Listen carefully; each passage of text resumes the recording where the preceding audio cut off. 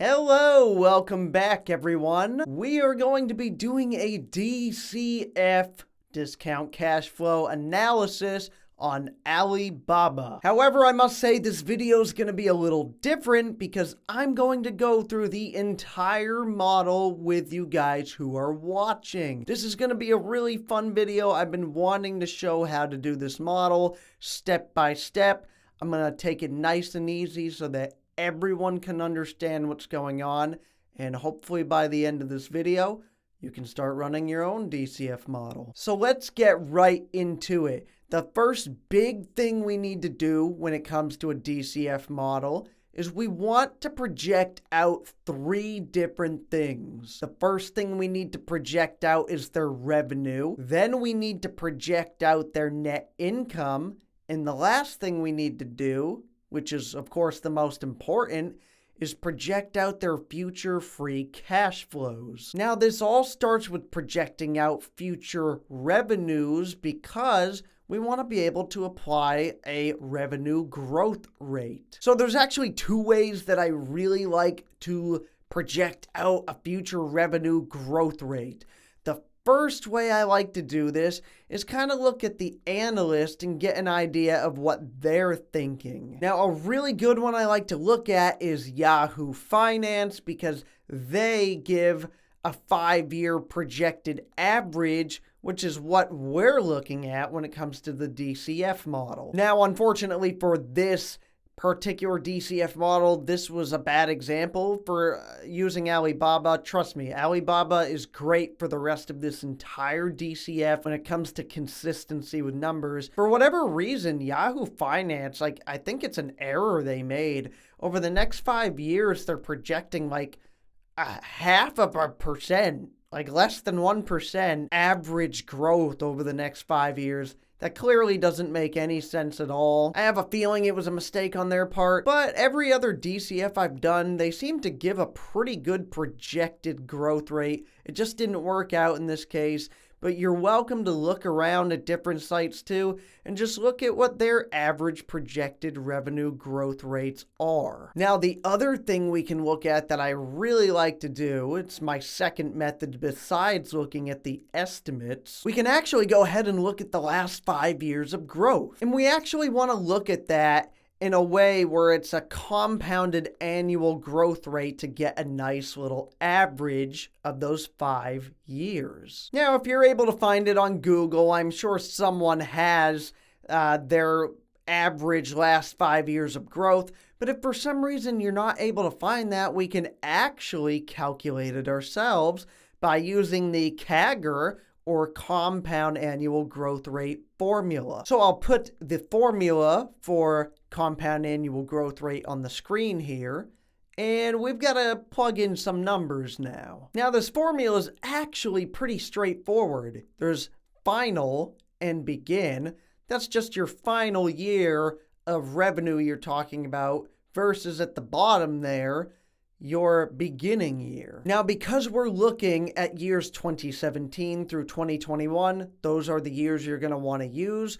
So the final year will be 2021. In that case, it was about 109 billion in revenue. And then that beginning year at the bottom will be 2017, and that was about 22.9 billion in revenue. So that's going to be the 109 billion divided by 22.9 billion in parentheses, to the power of 1 divided by t. Now, t in this case just stands for time, and it's the amount of years that we're applying. So that's just going to be 5. So to the power of 1 divided by 5. And if we end up putting that in decimal form, it's just 0.2. So you can put all of that in the calculator. And don't forget that at the very end, you want to put -1. Okay, now that's going to get us to a decimal of about 0.366. Or in percentage form, that's 36.6%. So the compound annual growth rate over the last 5 years for Alibaba was about 36.6%. Now that's really a high percentage. They did really well in the last 5 years. We can also take into account what Alibaba themselves are projecting, which was around anywhere from 20 to 23%. Now look, normally I'd go between whatever projected estimates from different people are, such as Yahoo Finance. I'd also go by that compound annual growth rate over the last 5 years. And I may even kind of look at the projected growth that the company is giving over the next year, which in this case was 20 to 23%. All in all, there's a lot to consider, but considering the risk of Chinese stocks that people kind of weigh in when it comes to that, I want to make sure I'm being very conservative with my projected revenue growth. Not only that, I like being conservative in general because it gives you more upside potential. So for the revenue growth, I'm going to go with 12.5%. So we project that out through the year 2026 and come up at the end with about 197 billion. So perfect. We have all our revenues projected out. Now next, we have to project out net income. So please realize next for this, we're not just projecting net income willy-nilly out of thin air. So we need to project our net income based on our projected revenue. And I'm sure you can kind of see where this is going, but once we're able to get projected net income, then we need to project future free cash flows based on the net income. But let's not get ahead of ourselves. Let's first project this net income now based on the projected revenue. So to help us project this net income, what we're going to do is look at the last 5 years of revenue and the last 5 years of net income and create a formula. We'll just call this net income margin. You're going to go ahead and do this by dividing the last 5 years of net income by the last 5 years of revenue. So we can create some percentages that show how that margin looks of net income versus the last 5 years of revenue. So for example, we'll do 2017's year of net income and divide it by 2017's year of revenue. So that'll be our net income margin for the year 2017, where it's net income based on that revenue. We'll work the rest of those years out, and you'll see that Alibaba is fairly consistent when it comes to their net income versus revenue for these net income margins. That's really good because the more consistent these numbers look to you, the more accurate the DCF model will be. So great. We've got all these numbers worked out, and the average was about 25%. Now, we could apply 25% to all of our projected revenue now, years 2022 through 2026, but I want to be very, very conservative, like I said before, so we're going to go with 15%. All right, so after applying 15% to all of these, we have all our numbers worked out for projected net income over the next 5 years. So remember, the first half of this model is projecting out revenue, which we've done, net income, which we've done.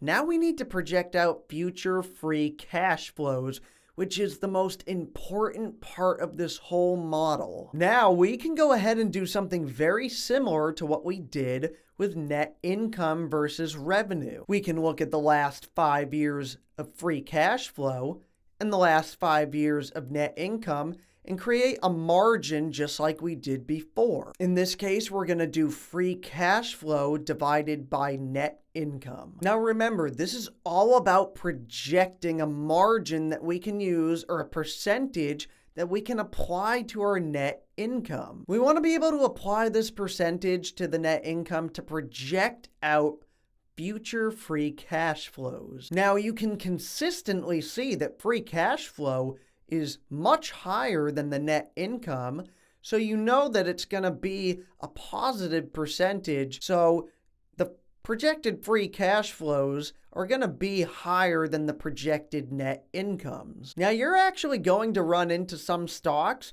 where their net income is actually higher than their free cash flow. And when you run into that situation, you're actually going to have to treat it like a negative percentage. Because think about it real quick before we continue on with this model. If your net income on average is higher than the free cash flow, would you then project higher free cash flows out than your net income? No, that wouldn't be conservative at all. In fact, you'd be going the wrong way and you'd be projecting like way too high. But in this case, for the last 5 years, the free cash flow was always higher than the net income for Alibaba. In fact, the majority of the years were over 50%, which is like insane. And the average was about 42%.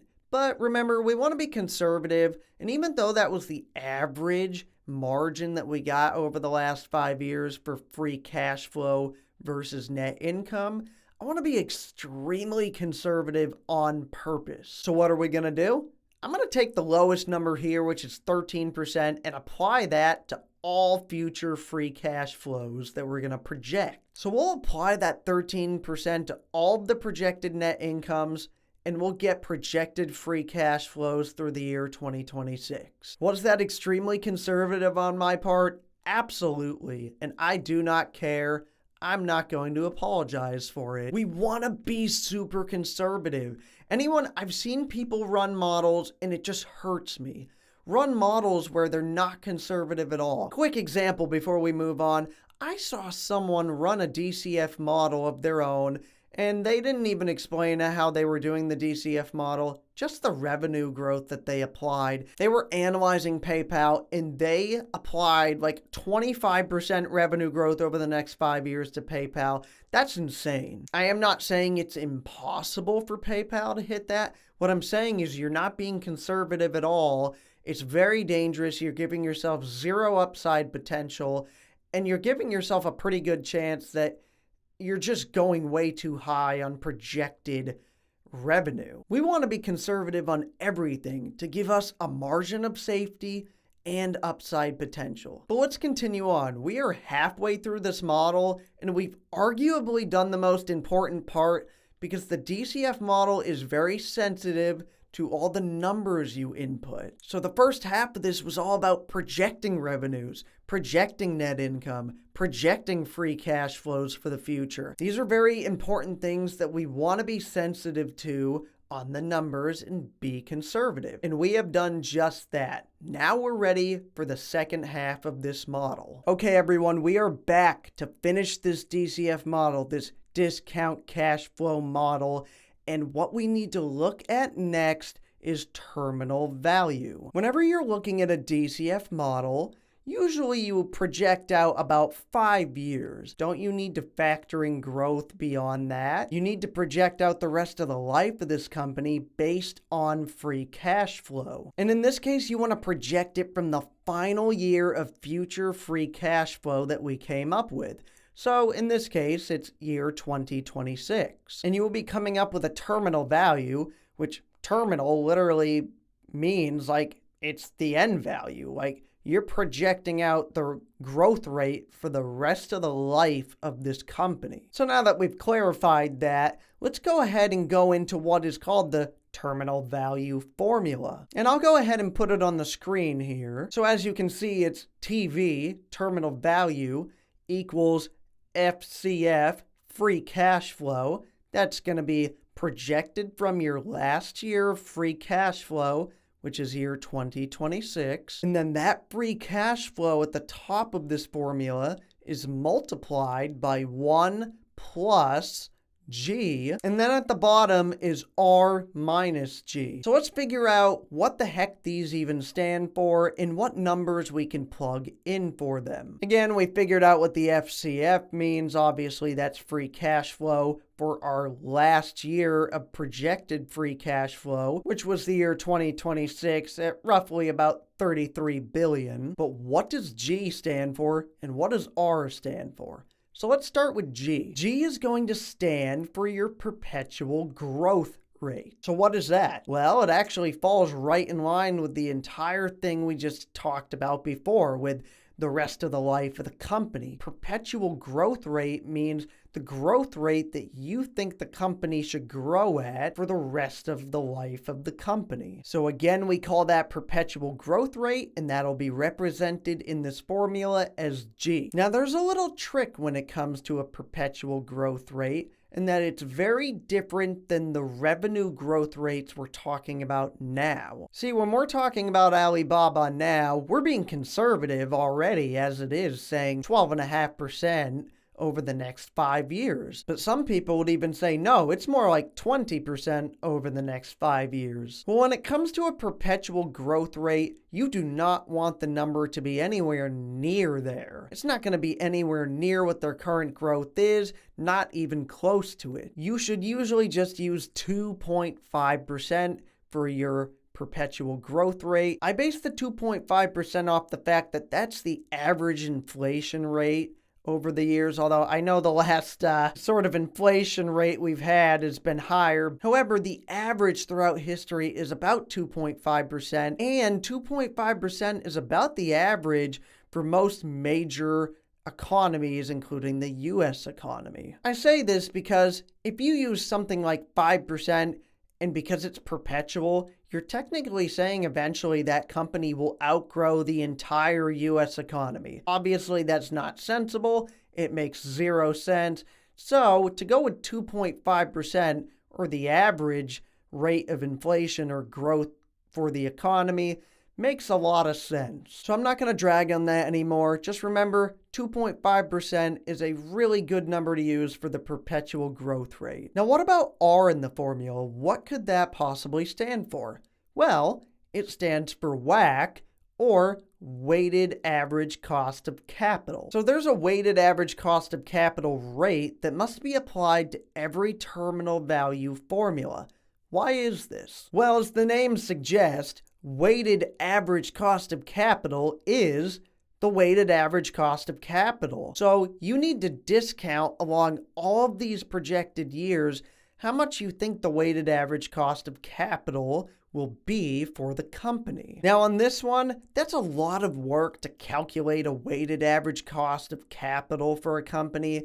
So thankfully, we have something called finbox.com. There's other sites too, but I really like finbox.com, and that's what I use. All you have to do is go to Google or whatever your search engine is and type in WACC, Finbox, and whatever company you're doing it on. In this case, of course, it's Alibaba. And finbox.com will give you 3 different estimated percentages for weighted average cost of capital. They'll give you a low, a mid, and a high. In this case, with the WACC, or weighted average cost of capital, I really like to use the mid. In this case, that's going to be 5.5%. Okay, awesome. We have all of our numbers for the terminal value formula. We have R, which will be our WACC, at 5.5%, and we have our perpetual growth rate representing G in this formula, which will be 2.5%. Now, to make this easier, we need to make these decimals.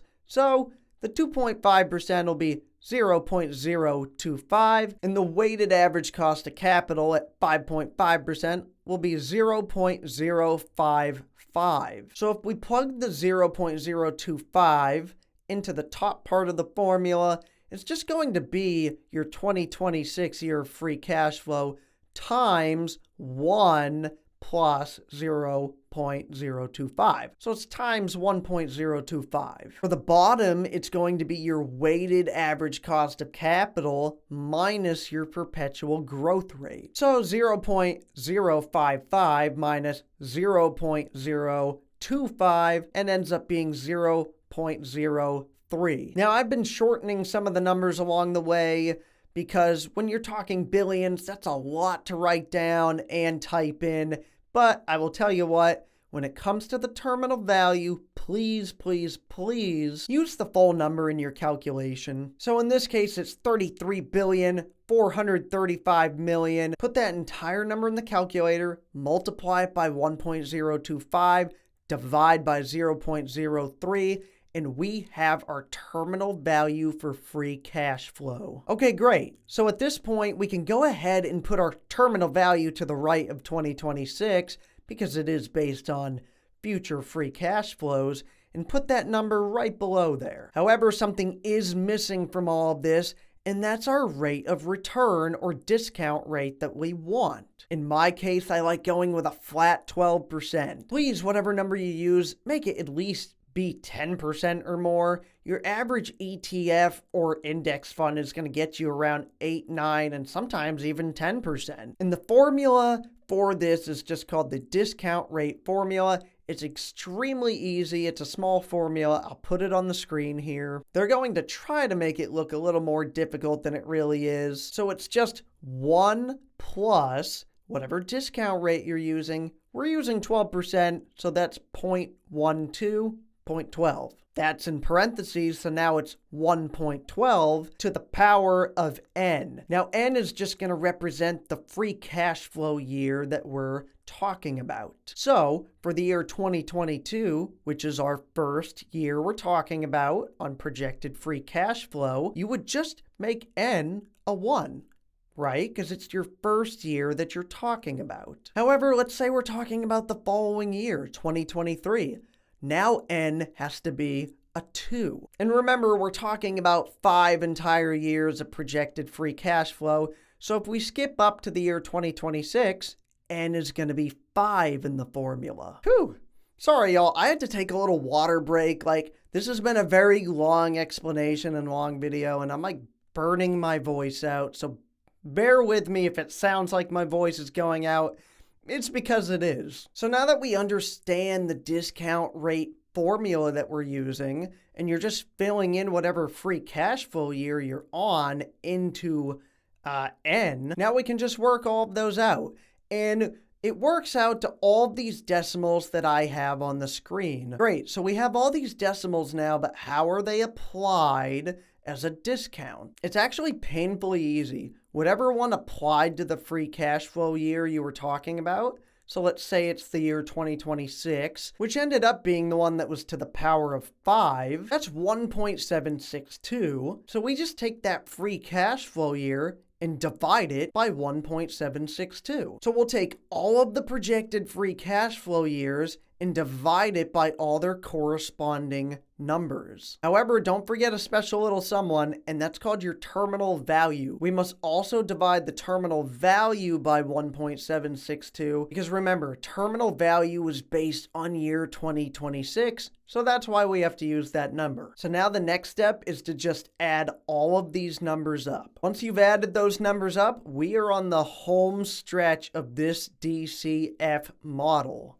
Which, to be honest, my voice is probably pretty happy about that. So we only need one more thing to finish this out, and that is the shares outstanding. In this case, for Alibaba, it's roughly 2.7 billion. We'll take that final number we got by adding all the other numbers up and divide it by the shares outstanding, and you're going to get 273.18, or we'll call it 273. So you're hearing it right.